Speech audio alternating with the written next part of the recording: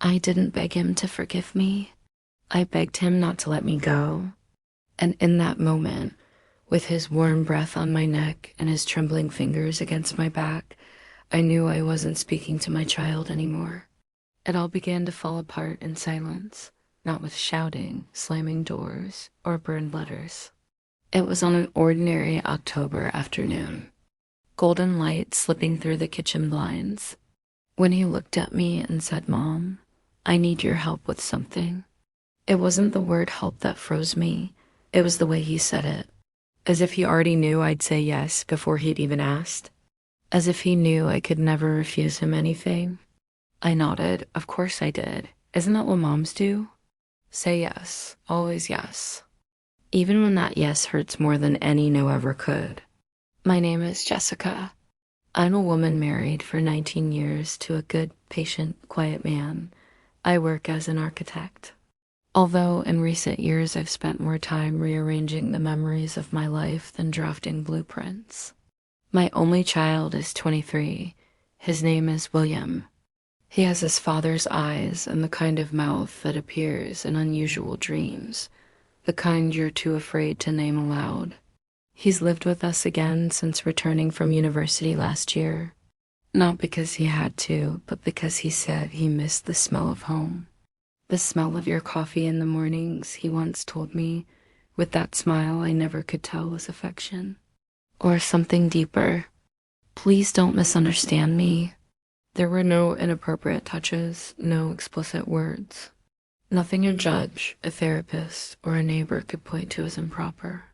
But some things don't need to be touched to burn. Some glances tingle in your throat. Some silences speak louder than any confession, and William knew how to stay silent with his whole body. The first time I felt it was at Christmas. He was 19. I was wearing a red dress I hadn't put on since I turned 35. My husband, Robert, was in the kitchen uncorking wine. William entered the living room holding a gift wrapped in silver paper and froze when he saw me. "Do you like it?" I asked, smoothing my skirt. He didn't answer, just swallowed hard. And in that instant, I knew he wasn't seeing me just as his mom. He was seeing me as a woman. It lasted a fraction of a second, so fleeting no one else would have noticed. But I felt it deeply. After that, everything changed. Not between us, not on the surface. We remained mom and child outwardly. But beneath the surface, something had shifted. He started staying home more often, slumping onto the couch beside me while we watched movies, pouring my coffee before I could ask, asking how I'd slept as if his whole world depended on my answer. Of course I pretended. I pretended not to notice how his eyes lingered on my hands while I cooked. I pretended my pulse didn't race when he brushed past me. I pretended I didn't replay every night the sound of his laugh when he was 6 and told me he'd marry me someday. But children grow up, and memories don't always stay in the past. It was in the spring that the tension became unbearable. There was a storm outside. Robert was away on a trip. William and I were alone. I was reading in the living room, wrapped in a blanket, when he came in soaked from the garden. He'd forgotten to close the shed door. "I'm freezing," he said, pulling off his dripping shirt. I didn't look, didn't want to, but I did. His body wasn't a boy's anymore. It was a man's, strong defined, marked with scars I didn't remember seeing before. And when I stood to hand him a towel, he took my wrist. Not roughly, with a gentleness worse than any violence. "Thanks, Mom," he said. And in that word, Mom, I heard something that froze my blood. A plea, not for affection, for need. He let go.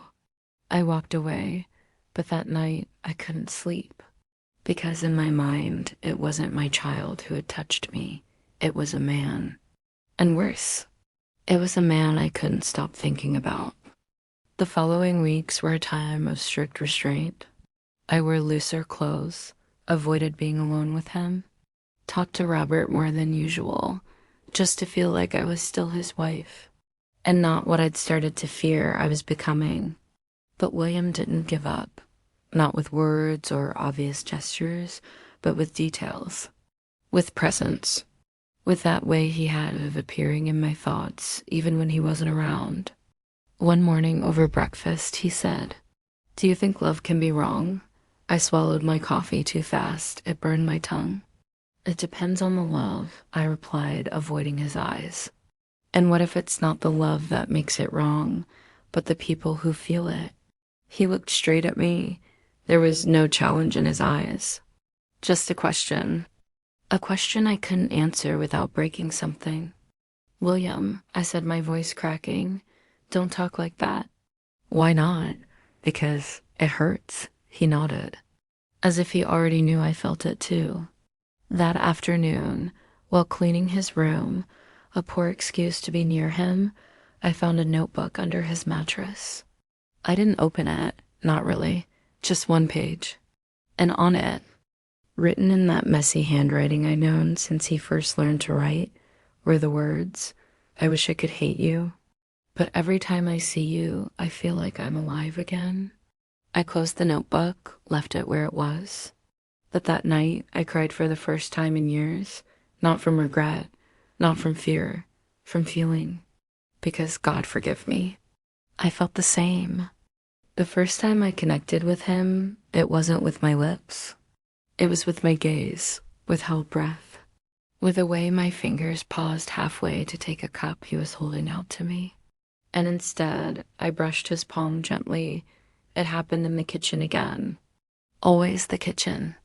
Always that space between the intimate and the everyday, where love simmers, is served, and sometimes burns. Months had passed since that question about wrong love. Months of pretending normalcy, as if we were actors in a play with an invisible audience, but we weren't convincing anymore. Robert started noticing. He didn't know what was wrong, but he knew something was. He looked at me with that quiet sadness of men who sense change before they see it. "Are you okay, Jessica?" he asked one night while brushing my hair in front of the mirror. "Yes," I lied. "Is it about William?" The question paralyzed me, not because he knew, but because he'd guessed something revolved around him. "No," I said too quickly. "He's just changing. He's not a child anymore." Robert nodded. But his eyes said, "You're not the same either." And I wasn't, because while my body went through the motions of marriage, the dinners, the mechanical touches, the empty conversations, my mind wandered through hidden thoughts of my own home. I dreamed of William, not just as a mom.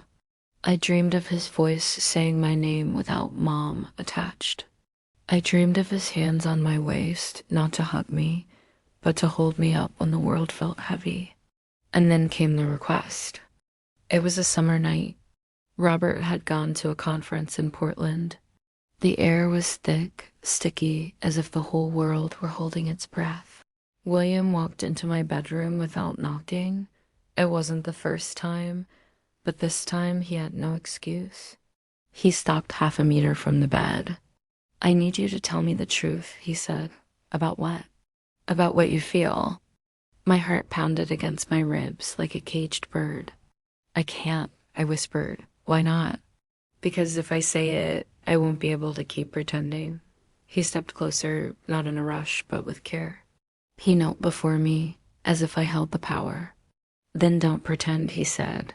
"Not even for tonight." He didn't touch me, just looked at me. And in his eyes, I saw everything I'd been hiding. Feeling, yes, but also loneliness, confusion, and the fear of caring for something the world wouldn't accept. And in that moment, I understood. This wasn't about intimacy. It wasn't about mistake. It was about being seen, truly seen. So I did it. I gave him the truth, not with words, but with a gesture. I cupped his face in my hands, felt the roughness of his new beard, the heat of his skin, the almost imperceptible tremble of his eyelids. And I kissed him on the forehead, not just as a mom, as someone who cared deeply in silence far too long. William closed his eyes. He sighed. And in that sigh, I heard something breaking, and something being born. "Thank you," he said. "For what?" "For not lying to me." And he left. But that night, I could no longer deceive myself. because when I touched my lower lip minutes later, I still felt the echo of his skin against mine, and I didn't feel regret. I felt peace. But peace doesn't last when you live in a world that doesn't understand deep connections. The following weeks were a dance on the edge. William grew more distant, as if he'd crossed a point and now didn't know how to return. As for me, I began to unravel. I woke with nausea that wasn't physical, stared into the mirror and didn't recognize the woman staring back. Was I wrong? Confused?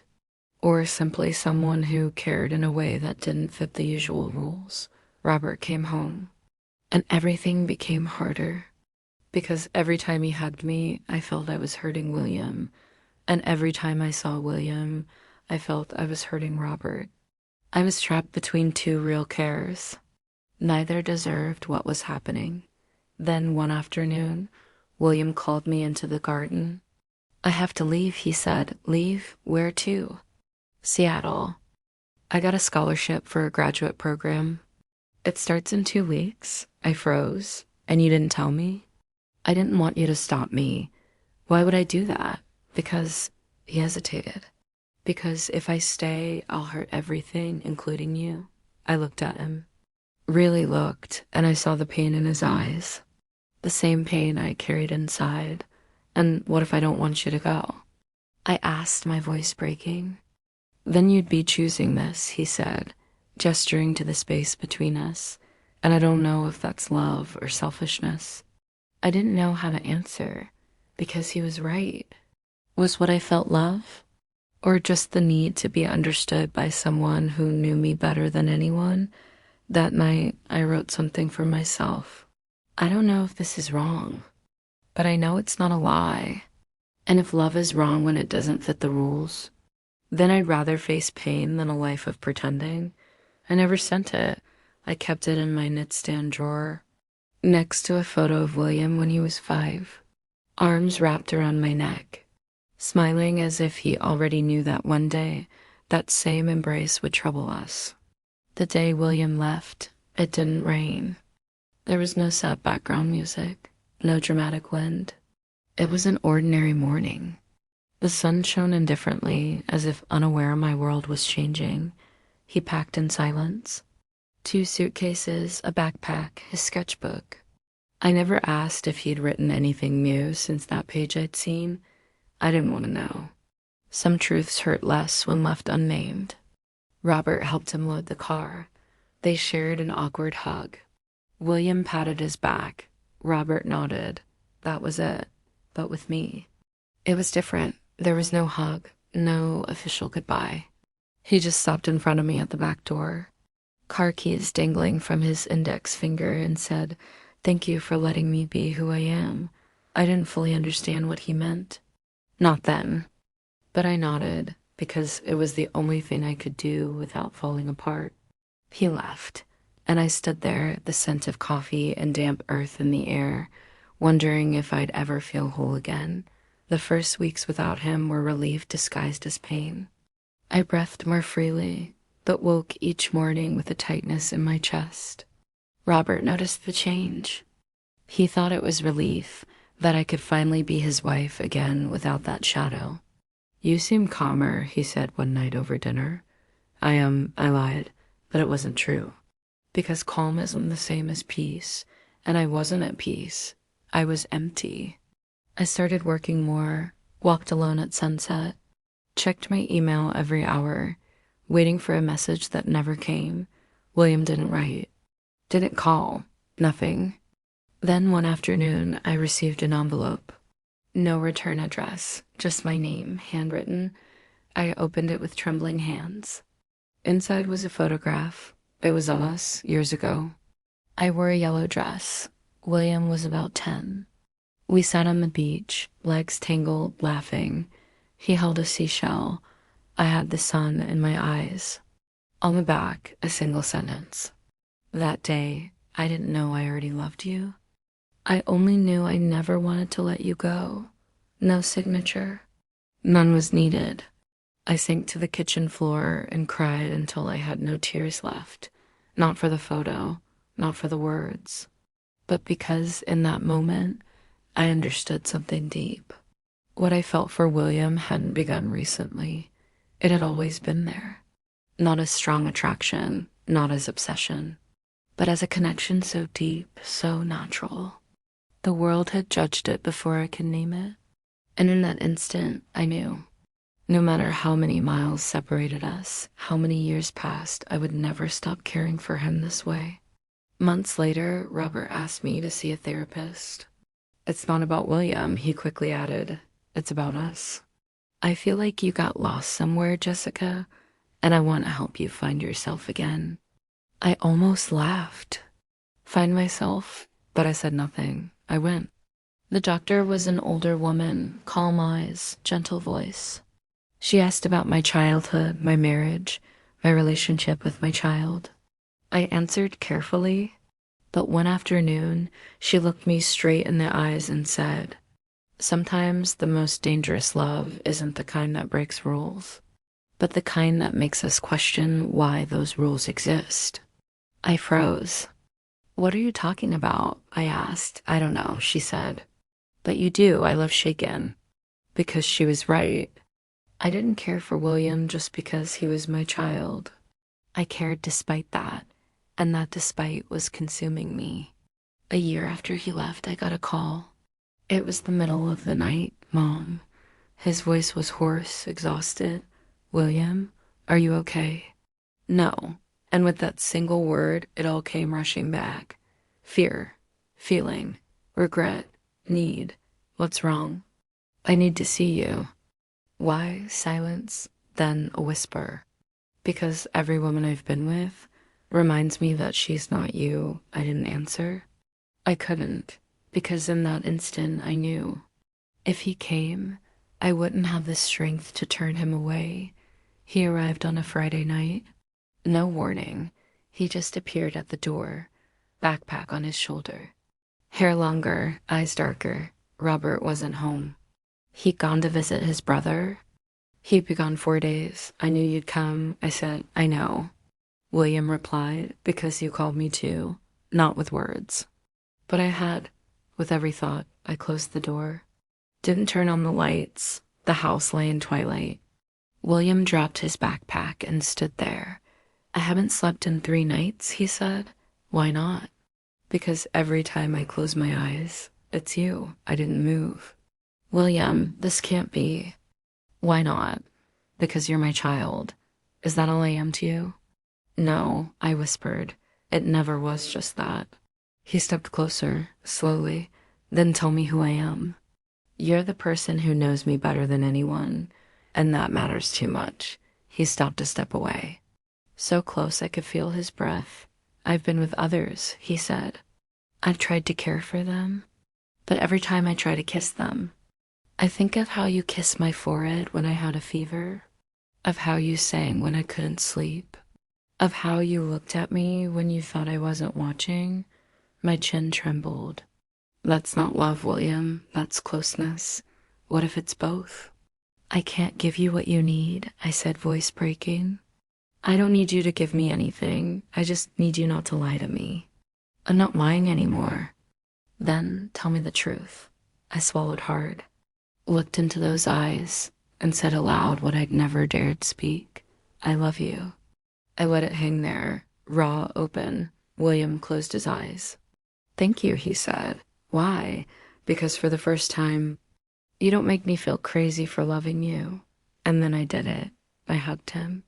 Not just as a mom, as someone finding understanding. I felt his body tremble against mine, felt his tears on my neck, felt years of silence dissolving in that embrace. Nothing more happened. We didn't go too far. But in that hug, everything was said. Everything was allowed. And for the first time in years, I felt free.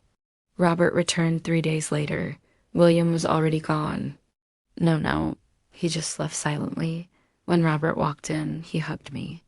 "I missed your coffee," he said, smiling. "It's ready," I replied. And as I poured his cup, I felt stillness, as if at last I'd done the only honest thing I could. Acknowledged what was, without acting on it, without denying it. William and I never spoke again after that. But sometimes, on the quietest nights, I feel his presence, not as fantasy, as truth. Because love doesn't always need to be touched to exist. Sometimes it's enough just to know it's there, uncheckable, impossible, real.